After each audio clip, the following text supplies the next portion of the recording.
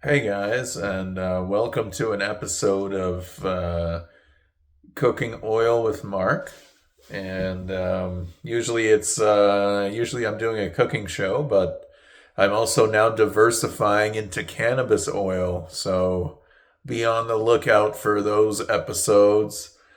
And yeah, it's always a good time. And so we have here um, some cannabis oil that I prepared from a big ounce of two 14-gram bags.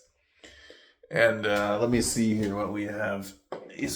These flowers were incredible, absolutely incredible weed in this big bag ounce bud bag. It's like the strain is called Ultra Sour, which is like lemon margie and what's the other one? What is like and GMO or something? I have no idea. It's like lemon margie and something. And then I have another ounce of 14 grams of but basically, so I make things in batches of 14 grams. So I have two different strains in here. The other one is Blueberry Dream. So it's like Blueberry Kush crossed with Blue Dream. Blueberry Kush crossed with Blue Dream gives you Blueberry Dream. And so that's the next strain that I'm gonna do. It'll probably be more sedative, more euphoric, but it'll still be a daytime strain. But right now I'm just kind of enjoying this right now.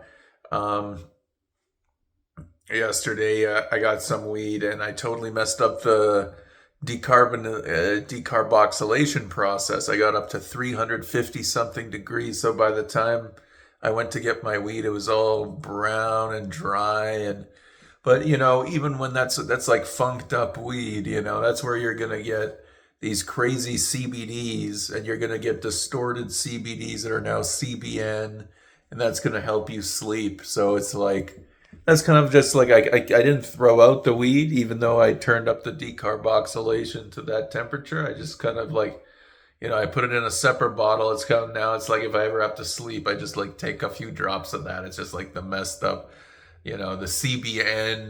the CBN dropper. But right now, this is this ultra sour. That's a really good sativa, really clear high, really nice up. And yeah, it's you go 14 grams at a time. You basically get one of these. You decarboxylate at 225. So 225 is the ideal temperature to preserve your terpenes.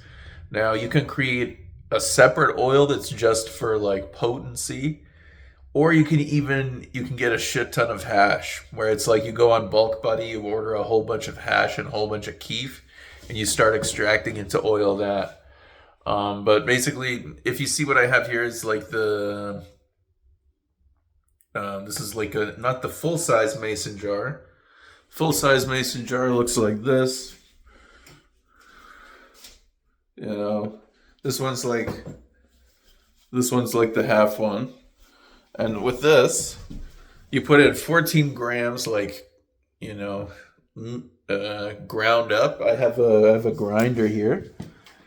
So you get yourself one of these coffee grinders, electric coffee grinders for like $20, and that's how you can grind up your weed nice and quick, and then decarboxylate this on 225. Then put it in your oil, and then what I have here is a rice cooker. I don't know if you can see this. I have all kinds of crap on my floor, but um, see, here's a rice cooker. This is my rice cooker right here. It's actually still warm. I still haven't had a chance to uh, sort of deal with it since the last run, but it's great. You seal it there. You put it on warm. There's the cook. You're cooking the rice, and then there's warm. When you put it on warm, basically one of those little jars will completely fit into the rice cooker, like this size rice cooker that I have. And that warm setting is an ideal temperature. So you keep it on warm for 6 hours, and that's a complete extraction. So it's on a low temperature. You've got a 225 decarb to preserve the terpenes, and then you have it going in the rice cooker for about 6 hours. Now, if you want it to be like a real heavy, a heavy sedative, either you do something like that where you do a fuck up the decarb process, or um, you extract it you get an indica that's like, you like the sedative properties of the indica, and then you take it to 8 hours in the rice cooker or 10 hours in the rice cooker, and that way you're really getting those terpenes out of the cannabis and absorbing it into the oil. Because you know what ends up happening is, when you do quick runs, you'll get a lot of THC pretty quickly. So it's not like you can get in an hour. You have a really potent tincture. But the problem is there's a ton of terpenes in that cannabis that you want to absorb slowly over a few hours on low heat.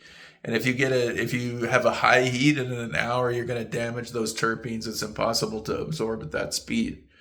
So,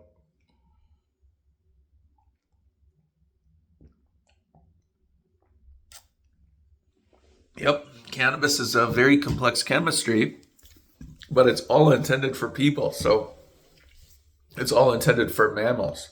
That cannabinoids are, you have from different parts of the world, the cannabis plants operate differently. They have different chemistry, they have different cannabinoids. And that's basically what we're after. We're after these unique cannabinoids that have different effects. And so, imagine you have this in biology. You have this strain of connections, like building blocks that would show the cannabinoid. Now, cannabinoids are these long things that are complex, and depending on what cannabis you're ingesting, those cannabinoids vary, and what it's good for varies.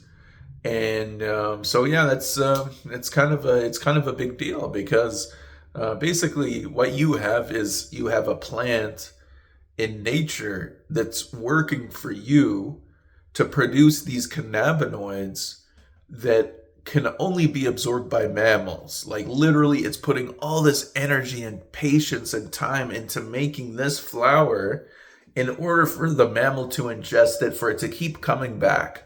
If it was something poisonous, if it was something detrimental to the mammal wouldn't keep coming back to it.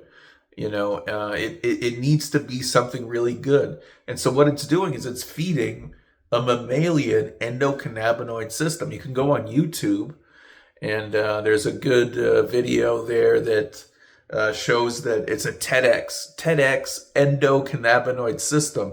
They discovered this like 20 years ago. So basically, you have these plants that are just following people around the world, following mammals around the world, this symbiotic relationship.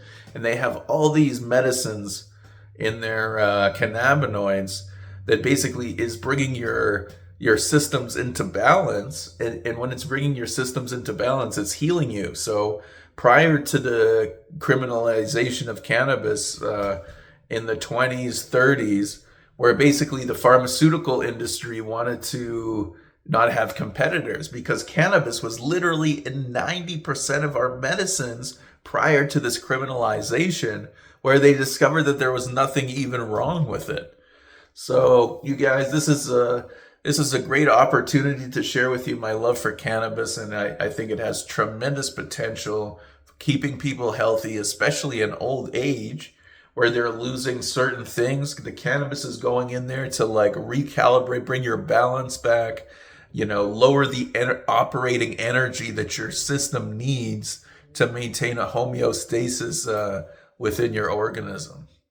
So anyway, guys, that's it for now, and I can't wait to see you in the next episode of